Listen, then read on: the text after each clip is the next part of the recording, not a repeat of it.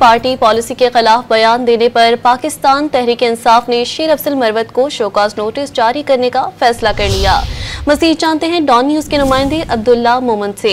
अब्दुल्ला, आगाह कीजिएगा। जी बिल्कुल, तहरीक इंसाफ ने शेर अफजल मरवत को नोटिस जारी करने का फैसला किया। कोर कमेटी इजलास में शेर अफजल मरवत को नोटिस जारी करने का सामने आया है।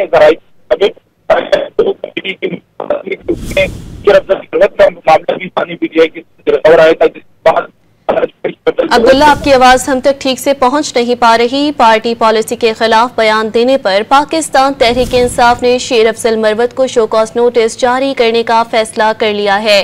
पाकिस्तान तहरीक इंसाफ ने शेर अफजल मरवत को ये शोकॉज नोटिस जारी करने का फैसला कर लिया है। पार्टी पॉलिसी की खिलाफ वर्जी पर यह फैसला किया गया है कि शेर अफजल मरवत को शोकॉज नोटिस जारी किया जाए।